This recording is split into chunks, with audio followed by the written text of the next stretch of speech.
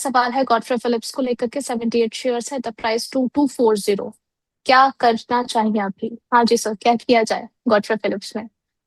देखिए, स्टॉक काफी ऑलरेडी काफी करेक्ट हो चुका है। 3800 के लेवल से ये काफी नीचे आ चुका है। 2154 के आसपास ये कामकाज कर रहा है, जबकि आप इसे बिल्कुल होल्ड कर सकते हैं। ये काफी अच्छा स्टॉक है। आने वाले समय में आप एक 2800 से लेकर 3000 तक के लेवल आप देख सकते हैं। चलिए, अगला सवाल हेक्सागन न्यूट्रिशन को लेकर के आया है। सर, आप इसे ट्रैक करते हैं? इस स्टॉक को फिलहाल अगर अवॉइड करके चले तो ही बेहतर होगा। अच्छा, ये थोड़ा सा अपने पर्सपेक्टिव बना करके रखे हैं कि हाँ। करंट मार्केट प्राइस पे क्या खरीदारी करनी चाहिए, तो फिर जवाब आपको मिल चुका होगा। सानवी जी के अगले सवाल की तरफ पढ़ लेते हैं। यहाँ पर मारुति में समझना चाह रही है कि क्या नई खरीदारी कर सकते हैं लंबी अवधि के नजरिए से। सेल्स अगर देखें तो काफी सर रिकॉर्ड तोड़ सेल करते हैं मारुति। अब क्या करें, खरीदारी कर लें? देखिए, मारुति की बात की जाए तो अभी पेट्रोल के काफी इथेनॉल ब्लेंडेड वेरिएंट्स हम्म। के लिए मारुति बिल्कुल ही सुसज्ज है। उनके नए गाड़ियां भी अभी लॉन्च हो रही है, बिल्कुल आपको आने वाले समय में देखने को मिलेगा। और हमने पिछले सेशंस में भी बात की थी कि ऑटो स्टॉक्स और ऑटो एंसिलरी स्टॉक, ये दोनों ही अपॉर्चुनिटीज इसमें मिस नहीं करनी चाहिए। तो अभी जो लेवल है मारुति के 14,460 के आसपास, आप अभी भी इसमें बाइंग कर सकते हैं। और जो चलिए, ठीक लोग है।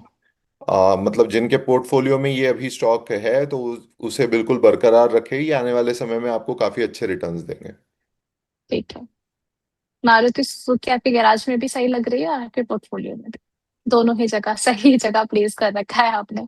अब आगे बढ़ चलते हैं कुछ शेयर्स की तरफ, जहां पर आज अर्ली ट्रेडिंग जो डे है उसमें हमें बढ़त आती हुई नजर आ रही है। टॉप गेनर्स की लिस्ट में कौन कौन से नाम शामिल है ना, जरा स्क्रीन पर लेकर के आइए। HCL Tech, Bajaj Finserv, Tata Steel, Hindalco, Tech Mahindra, इन सभी में आज तेजी देखने को मिल रही है। अब अच्छी बात यह है कि मेटल और आईटी दोनों ने ही आज बाजार को संभाला हुआ है। कल भी यही नजारा हमें देखने को मिला था। लेकिन क्या ये तेजी आने वाले वीक में भी कायम रहेगी? गौरव जी, आपका क्या व्यू है? देखिए, जैसे मैंने बताया कि निफ्टी आईटी एक बहुत ही अच्छा संकेत दे रहा है एक अपसाइड मूव का। तो आने वाले समय में आप एक नेक्स्ट 5-6 ट्रेडिंग सेशन में एक अच्छा खासा अप मूव निफ्टी आईटी में आप देख सकते हैं। जैसे आज HCL tech, tech Mahindra already एक टॉप गेनर की लिस्ट में है। और आप बिल्कुल भी, मैं आश्चर्यचकित नहीं होऊंगा अगर इन्फोसिस और टीसीएस भी एक टॉप गेनर की लिस्ट में आने वाले समय में आपको देखने मिले। तो ठीक है। निफ्टी आईटी में एक अच्छा अप मूव देख सकते हैं। मेटल सेक्टर में एक ब्रेकआउट का आपको इंतजार करना होगा। उसके हम्म। बाद the sky is open for metal sector. ठीक है, स्पेसिफिकली हिंडाल्को के बारे में आपकी राय जरूर जानना चाहेंगे सर, कि क्या इसको अपने पोर्टफोलियो में ऐड किया जाए इन लेवल्स पे, क्योंकि लास्ट ट्रेडिंग सेशन से अगर हम देखें अच्छा खासा इसमें मूव बन रहा है।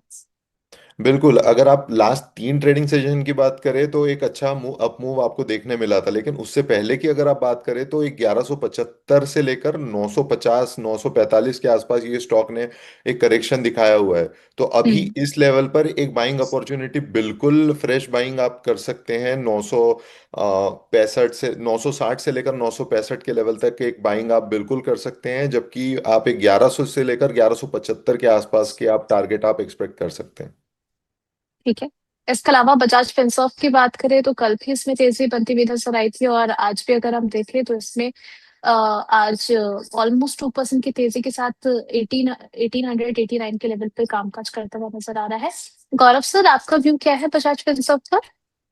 देखिए, स्टॉक ने एक अच्छा खासा गैप अप दिखाया हुआ है। लेकिन देखने की बात ये होगी कि डेली टाइम फ्रेम पर एक गैप अभी भी नजर आ रहा है, जो है हम्म। 1180 से लेकर नीचे तक का एक गैप नजर आ रहा है। जो गैप फिलिंग मूव आने वाले समय में बजाज फिनसर्व दिखा सकता है। तो ये हम्म। गैप अगर फिल हो जाता है तो एक फ्रेश बाइंग अपॉर्चुनिटी आप देख सकते हैं। तब तक ये स्टॉक को आप अवॉइड करें तो ही बेहतर होगा। चलिए, ठीक है। तो यहाँ पर बढ़त की तो बात हो गई है, लेकिन कौन से ऐसे शेयर्स है जहां पर गिरावट देखने को मिल रही है? टॉप लूजर्स की लिस्ट में किन शेयर्स के नाम आज शुमार है, जरा एक एक करके उस पर भी चर्चा कर लेते हैं। यहाँ पर टीएमपीवी में देखें तो आज दबाव देखने को मिल रहा है। एसबीआई में भी आज दबाव है।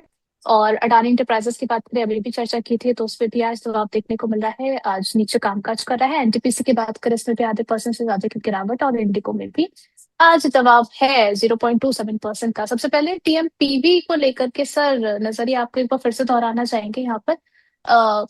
क्या किया जाए? देखिए टीएमपीवी में जैसा मैंने बताया था कि 345 के लेवल के आसपास ये कामकाज कर रहा है और एक बाइंग हम्म। अपॉर्चुनिटी यहाँ पर बन सकती है, क्योंकि हम्म। स्टॉक एक सपोर्ट जोन पर है। अगर ये सपोर्ट सस्टेन करता है तो 400 के लेवल आप इजीली देख सकते हैं। ठीक है, इसके अलावा इंडिगो में जो दबाव बनता हुआ नजर आ रहा है सर, पहले भी जहां तक मुझे याद है इंडिगो पर हमने चर्चा की है। अ, क्या किया जाए अभी? अब घबराना नहीं है इस गिरावट से?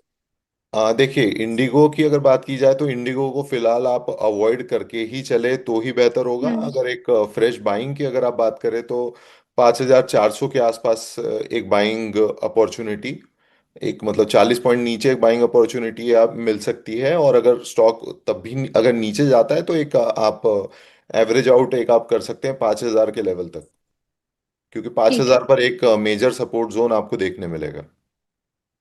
ठीक है, इसके अलावा एनटीपीसी की बात करें तो इसमें क्या किया जाए? 359 के लेवल पर ट्रेड हो रहा है। क्या कुछ अपॉर्चुनिटी बन रही है?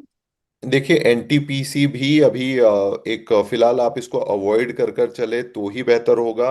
एक 368 के लेवल के आसपास एक ब्रेकआउट देखने मिल सकता है। अगर ये ब्रेकआउट सस्टेन करता है एंड स्टॉक इसके ऊपर क्लोजिंग देने में अगर सफल होता है तो 368 के ऊपर आप बाइंग कर सकते हैं।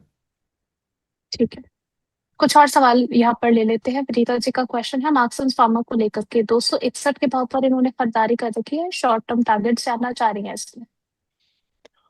देखिए मार्क्सन फार्मा का शॉर्ट टर्म टारगेट आपको मिल सकता है 280 से लेकर 290 तक का। हम्म। ठीक है, अगला सवाल एक्मे सोलर को लेकर के है। 346 पर इन्होंने खरीदारी कर रखी है, अभी 389 पर चल रहा है, बने रहना चाहिए शॉर्ट टर्म का नजरिया है तो?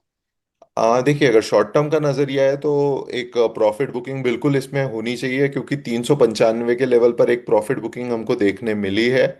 हम्म। तो अगर आप पार्शियली प्रॉफिट बुक करना चाहते हैं तो बिल्कुल आप इसमें कर सकते हैं। और ऊपरी लेवल पर अगर आप होल्ड करते हैं तो 420 से लेकर 430 तक के लेवल एक आप एक्सपेक्ट कर सकते हैं।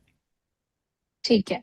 अगला सवाल है एबीडीएल को लेकर के। 580 के भाव पर इन्होंने खरीदारी की हुई है, यहाँ पर भी ये प्रॉफिट में चल रहा है, 660 पर चल रहा है अभी। यहाँ पर भी अभी बने रहे या फिर कुछ अपना मुनाफा बुक कर ले? देखिए इसमें पार्शियल प्रॉफिट बुकिंग बिल्कुल होनी चाहिए। और अगर आप इसे होल्ड करना चाहते हैं तो आप बिल्कुल आप इसे होल्ड कर सकते हैं 1-2 महीने के टाइम फ्रेम के लिए। ठीक है, अगला सवाल यहाँ पर पार्क मेडी वर्ल्ड को लेकर के है। 162 पर इन्होंने खरीदारी कर रखी है, और बाय कर सकते हैं क्या इसमें?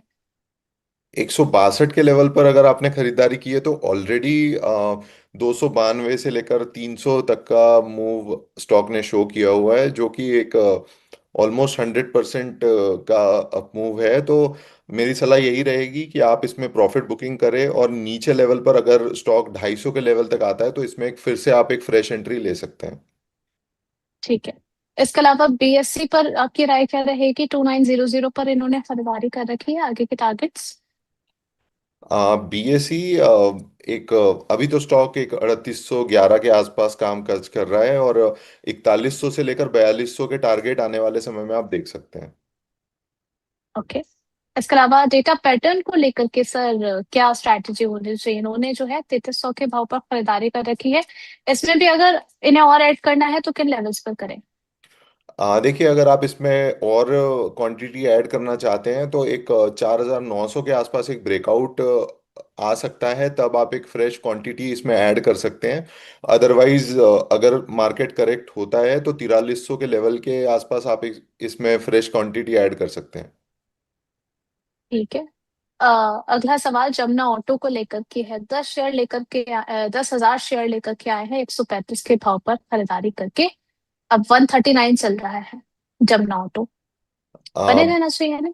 इसमें बिल्कुल बने रहना चाहिए। 135 के लेवल के आसपास एक इसमें ब्रेकआउट नजर आया था 2 दिन पहले, एंड जो ब्रेकआउट एक सस्टेन भी हुआ है। तो आने वाले समय में ये एक अच्छा खासा अपमूव दिखाएगा, तो बिल्कुल इस स्टॉक में बने रहना चाहिए। चलिए ठीक है, अब बैक टू सब न्यूज। यहाँ पर प्रीमियर एनर्जीज को लेकर के खबर निकल के आई कि प्रमोटर्स ने मई में कुछ स्टेक्स बेचे हैं, म्यूचुअल फंड कंपनी में अपनी होल्डिंग्स बढ़ाई है।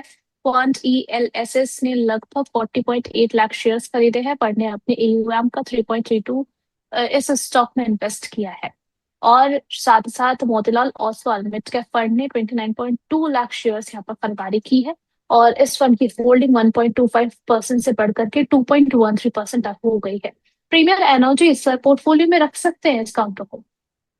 देखिए 1050 के लेवल के आसपास एक प्रीवियस रेजिस्टेंस था जो कि एक सपोर्ट का काम कर रहा था, लेकिन वो सपोर्ट भी स्टॉक ने ब्रेक कर दिया है। अब नेक्स्ट सपोर्ट है 1020 के आसपास तक का।